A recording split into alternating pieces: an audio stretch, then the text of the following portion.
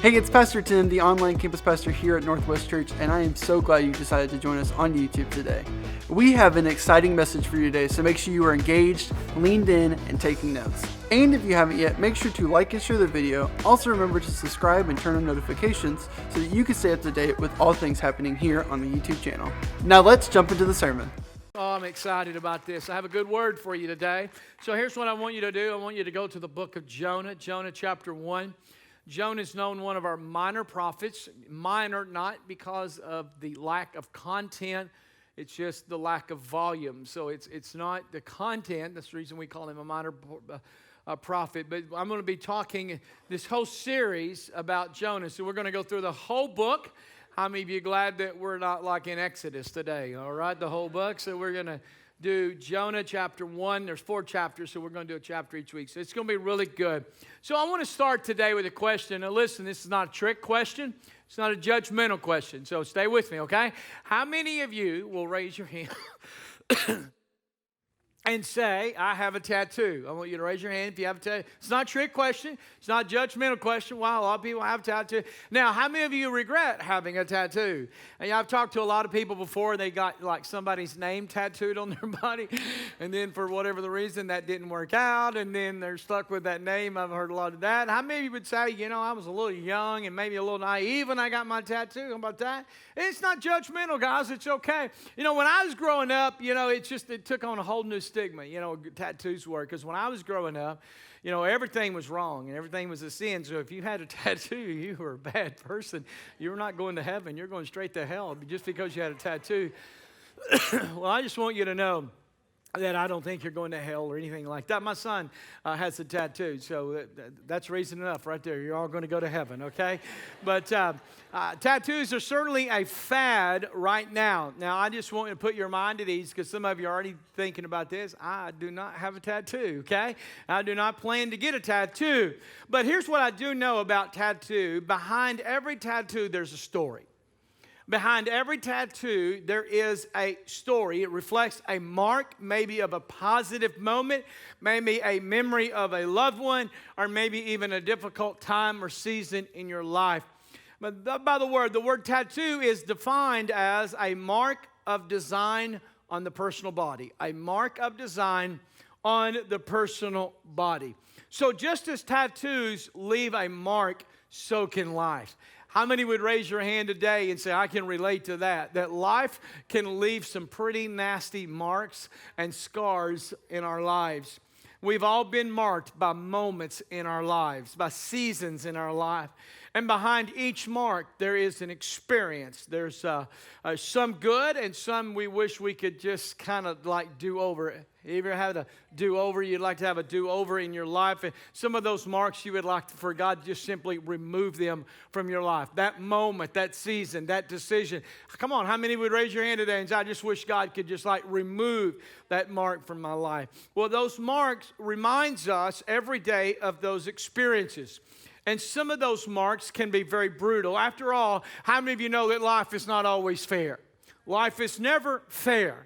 I look at this and think I have my own marks, and they remind me of some poor decisions or some very dumb moments in my life. Anybody ever had a poor decision in your life, and as a result of that, it created a mark that you're going to have to live with forever and ever? But also, I want to show you here is not only are those marks a reminder of a poor decision or a difficult season in your life, but there's also a reminder of God's grace. How many of you are thankful that God's grace brought you through that season? I mean, the mere fact that you're sitting here today is a testament of God's grace, that you didn't get stuck in that moment and that scar did not define you. Maybe for a season, but not for your life. So here's my big takeaway today. God's grace is in the midst of our poor decisions. We're going to see God's grace in the midst of our poor decisions. And that's what we see in the story of Jonah, especially chapter 1, because life left some marks on him because of some poor decisions. And let me give you a little backdrop. Jonah was simply a prophet of God. A prophet of God was somebody who would foretell the future. So God would speak to a man or woman of God. That man or woman of God would stand before like you today and say, here's what God has to say to all of you. And so it's very important that we get this, because a prophet would foretell again what God was going to do in the future. His story takes place, by the way, for you people who are interested in history, about 750 years before the birth of Christ.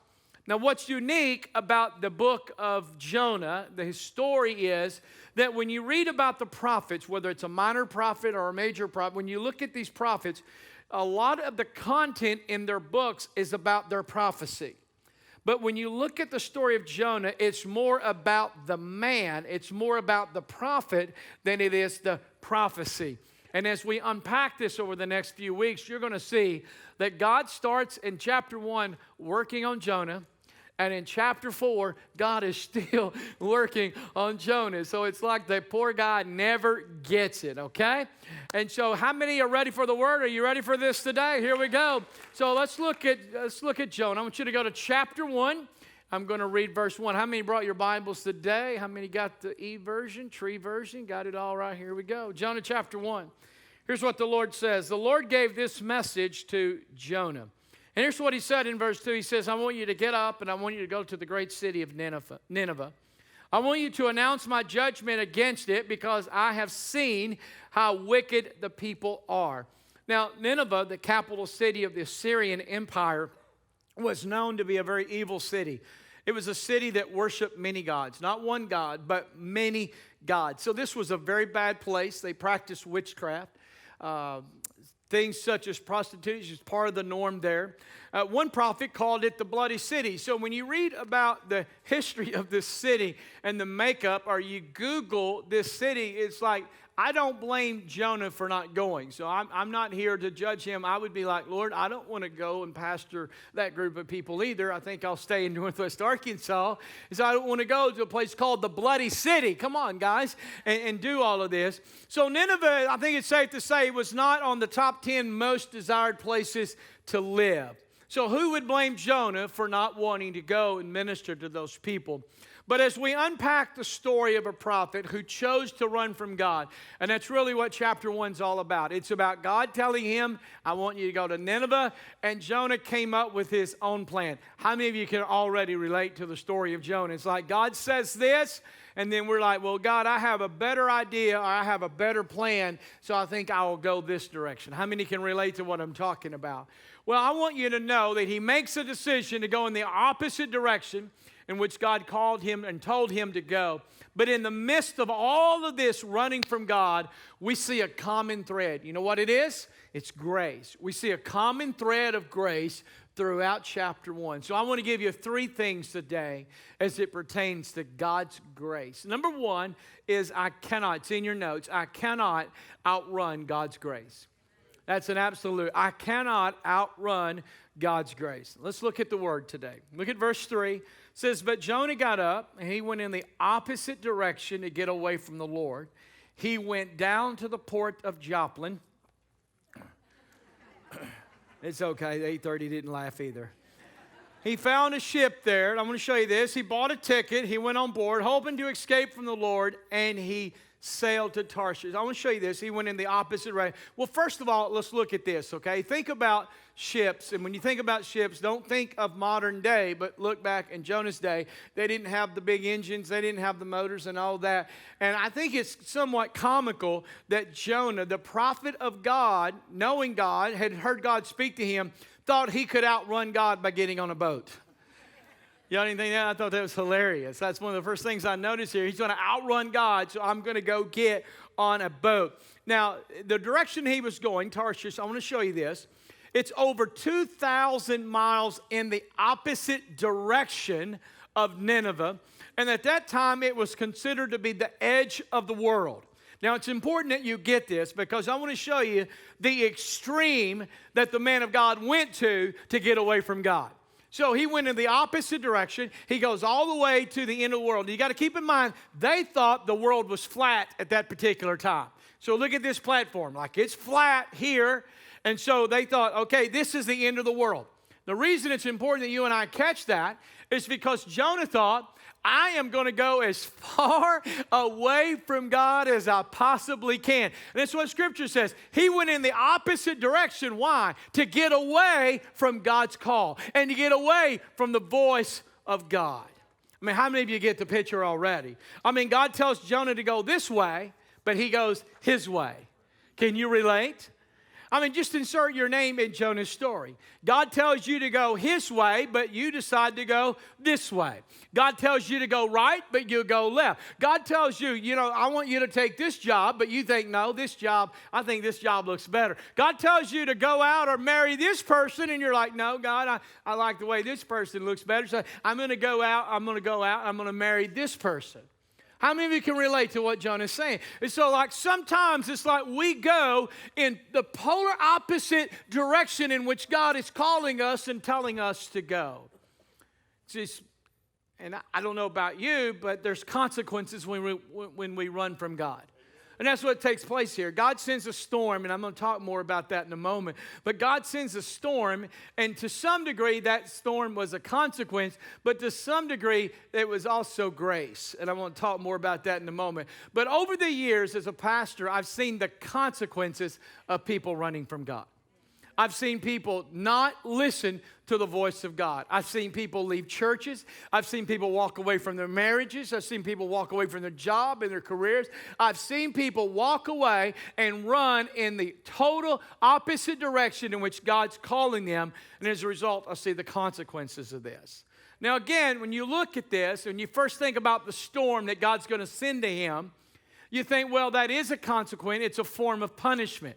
But I also see it as a reminder to Jonah from God, hey, I'm still here.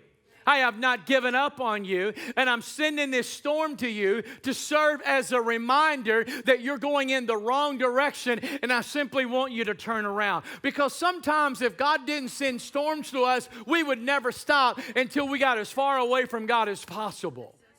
But sometimes God wraps His grace is wrapped and it's camouflaged in storms in time of difficulty simply to remind us, hey, you're going the wrong way. But in the process of going the wrong way, you hear the voice of God screaming out to you, grace. And that storm was grace to Jonah. Where would he be? Where would the story be today? How would it have ended if not for this, for grace, for storm? So the storm is simply saying, hey, I'm still here. So could it be the storm you're facing is not punishment, but it's God's grace in your life? In his book, The Grace of God, Pastor Andy Stanley writes, the purpose of God's discipline was not to pay Jonah back, but to bring him back. Man, that's so good. Not to pay him back, but to bring him back. How many of you and I, we've been brought up in church that way, right? We've been taught all of our lives when we're going through a difficult, it's like God is paying us back for all the wrong and all the sin we've ever done. Sometimes that storm in your life is not to pay you back, but it's to bring you back on track. It's to get you back on the right course. Could it be God calling out the storm that's in your life today? Hey, I haven't given up on you. Hey, I'm still in pursuit of you. My grace is still sufficient for you. Come on, turn around. Well, you still have a chance. I simply want you to turn around. I'm reminded of the prayer of King David when he prayed in Psalm 139, verse 7. He says, is there any place I can go to avoid your spirit? He said, to be out of your sight. I want you to think about that. Is there anywhere I can go to be out of your sight? And David continues, he said, if I go to the sky, then when I get there, you're already there. And then if I go underneath the ground, when I get underneath the ground, you're already there as well. I want you to think about this, okay? Could it be that God's not chasing you, but He's waiting on you?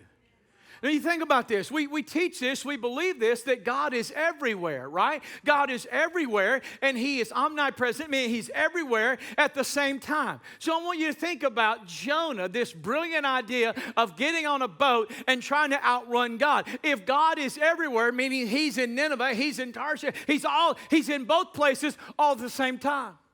Y'all not getting this.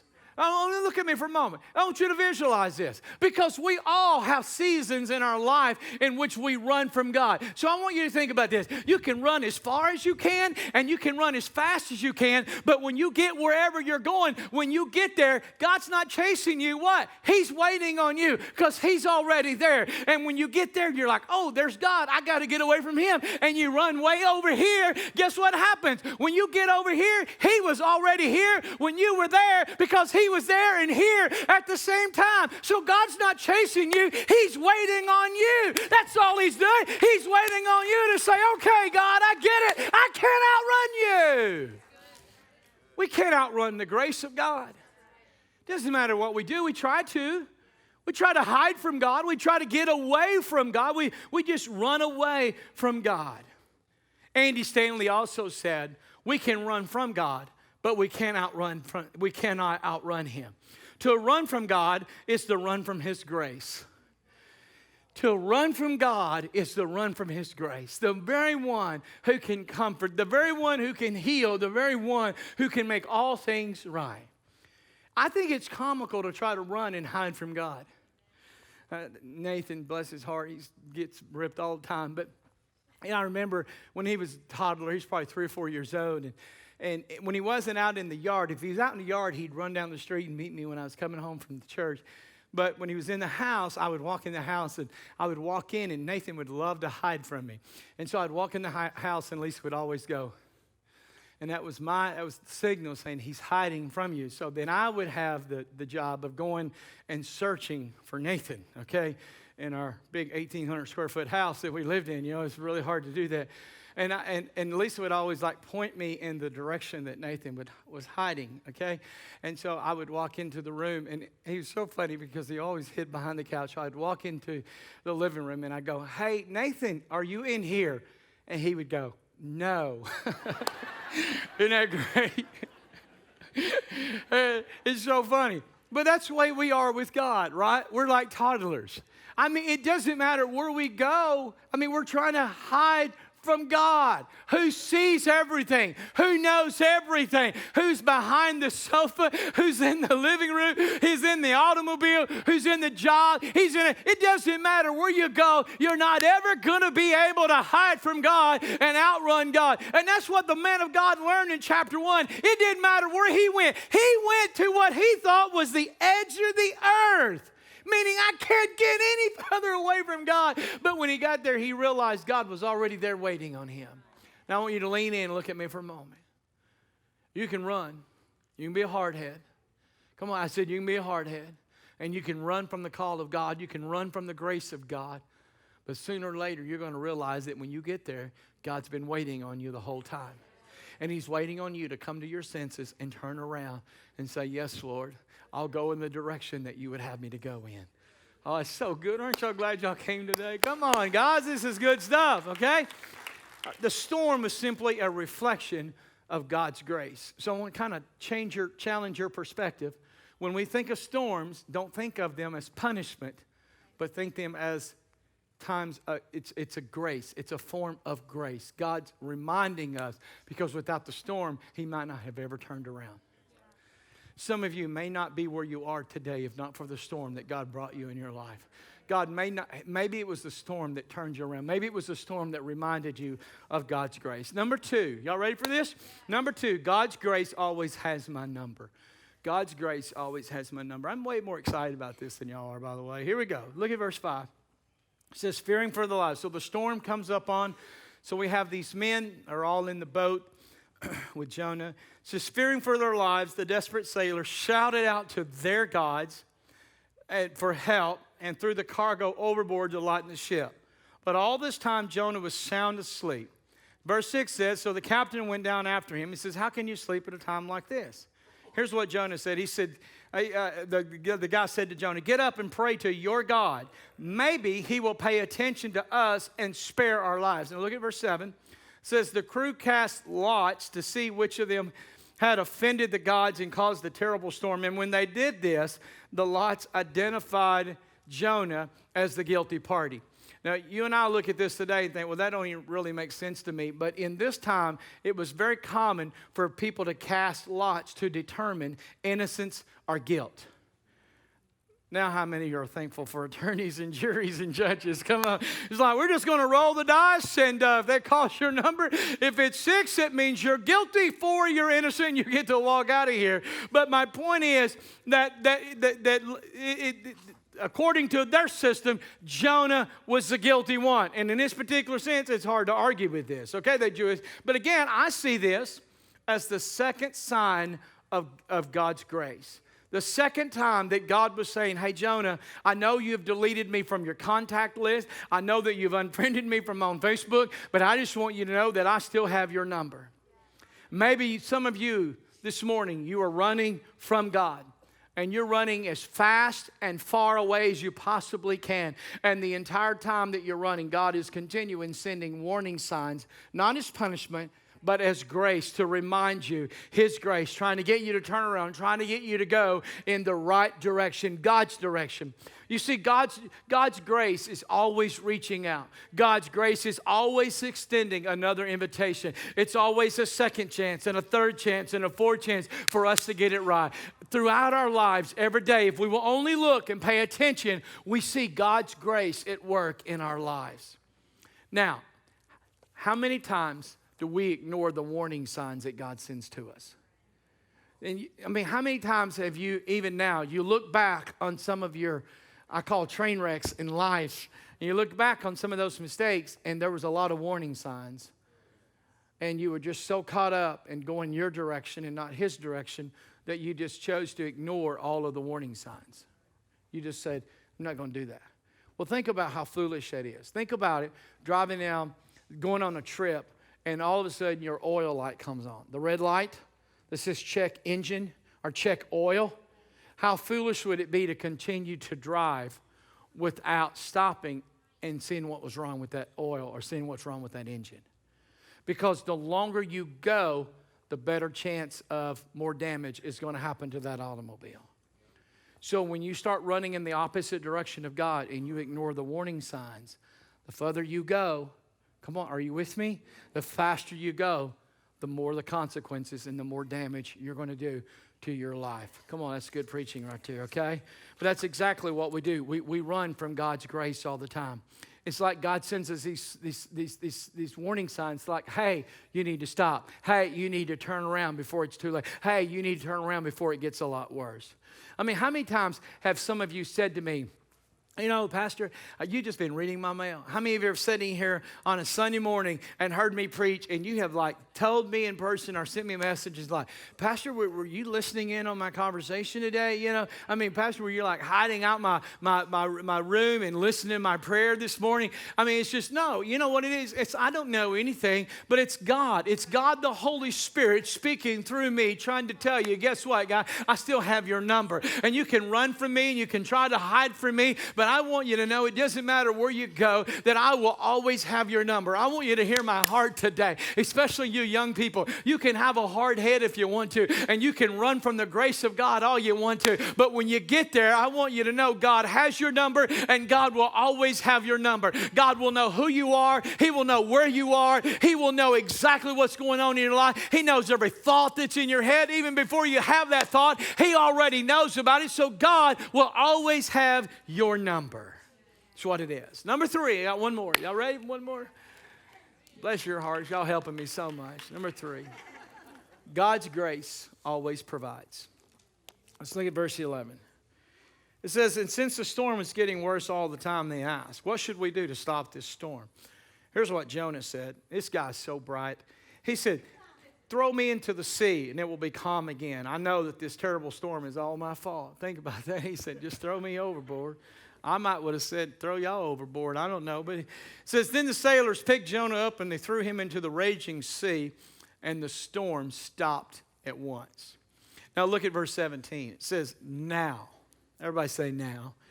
Now the Lord had arranged. The NIV uses the word provided. Okay? Arranged. Both of them, though, arranged and provided, past tense. Notice the ED, past tense. The Lord, so check this out.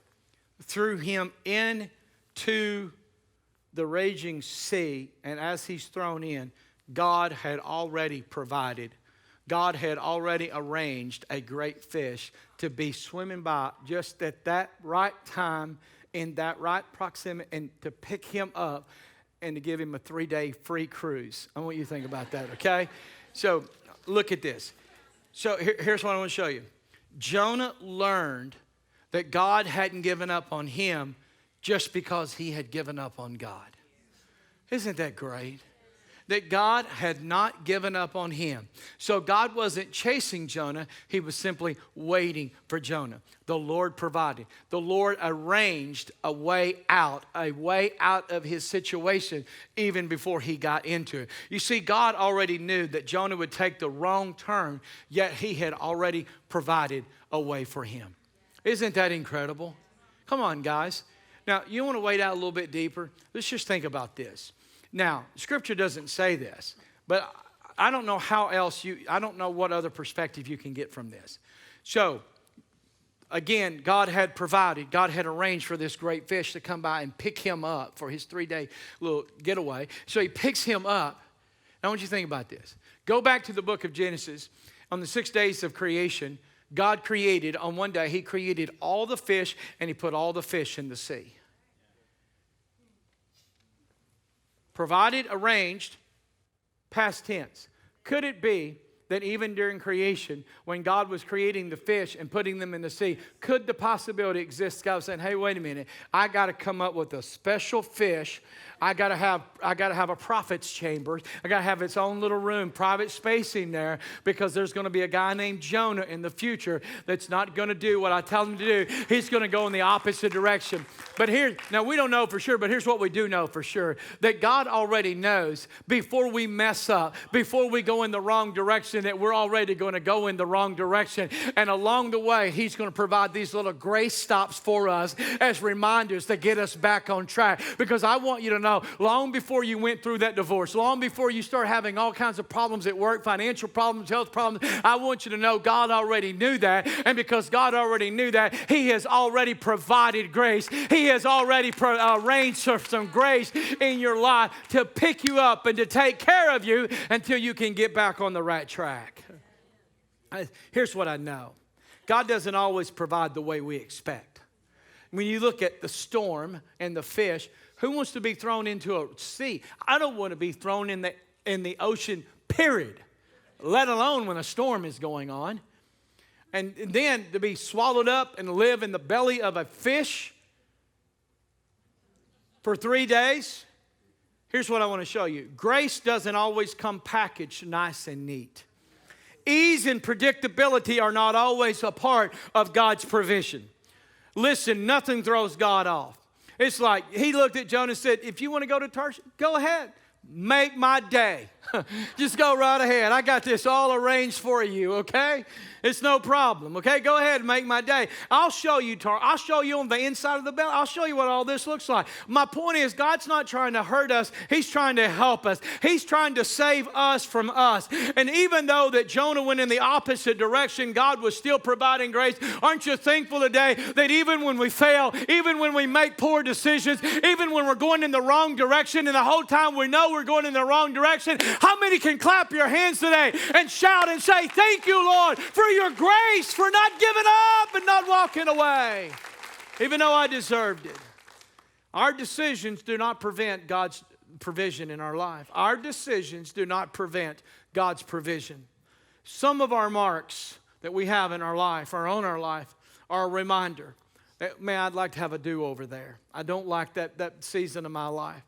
Maybe that mark was a result of being young, or simply doing the opposite of what God told you to do. But as I stated earlier, let that mark also serve as a reminder of God's grace in your life.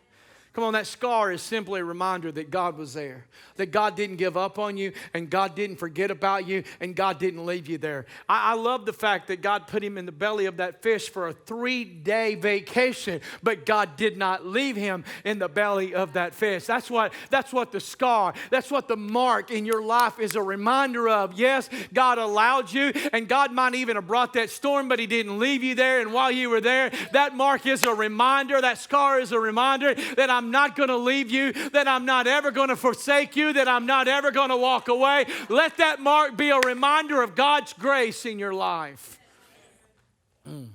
So Jonah was thrown. Let me show you this. This is so good. Romans chapter 8, verse 28 says, and we know that God causes everything to work together for the good of those who love God, who are called according to his purpose for them. What we see God doing is never as good as what we can't see him doing. What we see God doing is never as good as what we can't see him doing. I can't tell you how many times in the course of a week that somebody like almost runs over me because I'm a very careful driver. No, I'm not. That's Jay. Jay drives like Grandpa. But, it's just like, if you want to go somewhere safe, go with Jay. If you want to go somewhere fast, don't go with Jay, okay? Get on a boat. Okay? So, but how many times in the course of a week has something happened and you're like, and you see it and you're like, oh, God, thank you. Lord, thank you. And you see God's protection and you see God's provision in that and you see God's prevention in that. But how many times do we not see God's protection? How many more times do we not see God's provision? How many more times has he provided? How many more times has he arranged grace for your life when you didn't deserve it and you had? How many more times has he intervened and he kept the hand of the devil? How many more times has he put his hand down and said, that's it, devil. That's as far as you can go. You can't do anything else. They belong to me. How many more times has God's hand of protection and provision been on our life and we didn't even know it? So Jonah was thrown into the sea, yet God provided grace. Some of you, think about this. Have you ever felt like life swallowed you up and spit you in the bottom of the ocean? You ever felt that way? Many times. Some of you lost a loved one. Some of you lost a job. Some of you had a spouse walk away. Some of you have kids not living for the Lord today. Maybe you've experienced pain, failure, even loneliness, yet God provided. I like that, but yet God provided.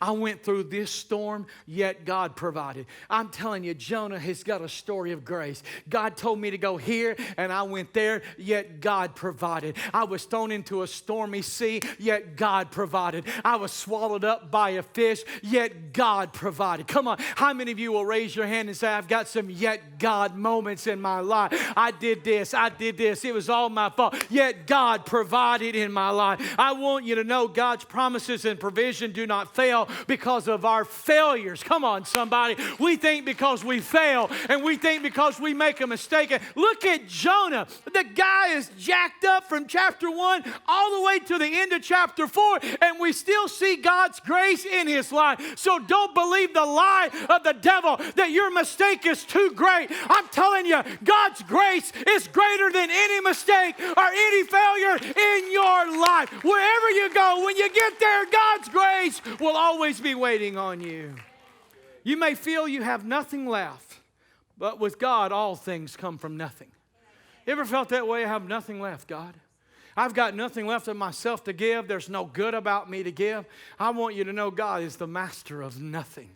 If God can manage a troubled world, he can take care of your world of trouble. You see, we don't need to worry about how well we will do. We need to only trust how well God does. You know, I've heard people tell me, God helps those who help themselves. That's not true. God doesn't help those who help themselves. He simply helps those who trust his provision. That's who God helps. He helps those who trust his provision. Now I want you to look at me for a moment. Especially you young people. You can trust God's provision. I said you can trust God's provision. I'm a testament, a walking testimony of God's provision in my life. I can't always explain it. I don't have the vocabulary. I don't even have the mental capacity to explain God's grace and provision to you this morning. Unpack it in a way that you're totally going to get it. The only thing I can tell you is that God always provides. God always provides. Even when we fail, even when we sin, even when we make mistakes in life, God is there to bring provision for our life. And it's grace. How many are thankful for God's grace today? Come on. Come on, give God a great round of applause today. Come on, I want you to stand. Would you stand with me this morning? Again, we want to thank you for joining us here on YouTube, and if you've made a decision to follow Christ today, make sure to leave a comment down below or to let us know at northwestchurch.tv. Well, if God has encouraged and strengthened you through this message, make sure to share this video with your friends, and we'll see you next time.